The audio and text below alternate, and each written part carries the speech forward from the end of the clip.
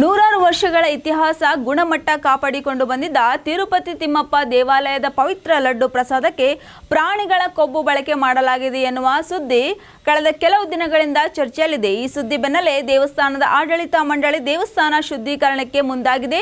ತಿರುಮಲ ಶ್ರೀವಾರಿ ದೇವಸ್ಥಾನದಲ್ಲಿ ಶಾಂತಿ ಹೋಮ ಆರಂಭವಾಗಿದೆ. ಪಂಡಿತರು ಹಾಗೂ ಅರ್ಚಕರು ದೇವಸ್ಥಾನದ ಯಾಗಶಾಲೆಯಲ್ಲಿ ಹೋಮ ನಡೆಸುತ್ತಿದ್ದಾರೆ. ಕಾರ್ಯಕ್ರಮದಲ್ಲಿ ಇಒ ಶ್ಯಾಮಲಾ ರಾವ್, ಹೆಚ್ಚುವರಿ ಇಒ ವೆಂಕಯ್ಯ ಚೌಧರಿ ಭಾಗವಹಿಸಿದ್ದರು. ಶಾಂತಿ ಹೋಮ ನಡೆಯಲಿದೆ. ಹೋಮ ಮುಗಿದ ನಂತರ ದೇವಸ್ಥಾನದಲ್ಲಿ ಲಡ್ಡು ಫೋಟೋ ಸಹಿತ ಪಂಚಗವ್ಯಗಳೊಂದಿಗೆ ಸಂಪ್ರೋಕ್ಷಣೆ ಕಾರ್ಯಕ್ರಮ ನಡೆಯಲಿದೆ. ಇಂದು ರೋಹಿಣಿ ನಕ್ಷತ್ರ. ಶ್ರೀಗಳಿಗೆ ಮುಹೂರ್ತದ ಬಲವಿರುವುದರಿಂದ ಬೆಳಗ್ಗೆ 6ರಿಂದ 10 ಗಂಟೆಯವರೆಗೆ ಶಾಂತಿ ಹೋಮ ನಡೆಸಲಾಗುತ್ತಿದೆ. ಮೊದಲಿಗೆ ಶಾಂತಿ ಯಾಗ ಮತ್ತು ವಾಸ್ತು ಹೋಮ ನಡೆಸಲಾಗುತ್ತದೆ. ಅಂತಿಮವಾಗಿ ಅರ್ಚಕರು ಪಂಚಗವ್ಯಗಳೊಂದಿಗೆ ಸಂಪ್ರೋಕ್ಷಣೆ ನಡೆಸಲಿದ್ದಾರೆ. ಆದರೆ ಆಗಮ ಪಂಡಿತ ಭಗವಂತನಿಗೆ ಮಾಡುವ ಪುಣ್ಯ ಕಾರ್ಯಗಳಿಗೆ ಅಡ್ಡಿಯಾಗದಂತೆ ಒಂದು ದಿನ ಮಾತ್ರ ಯಾಗ ಮಾಡಲು ನಿರ್ಧರಿಸಿದ್ದಾರೆ.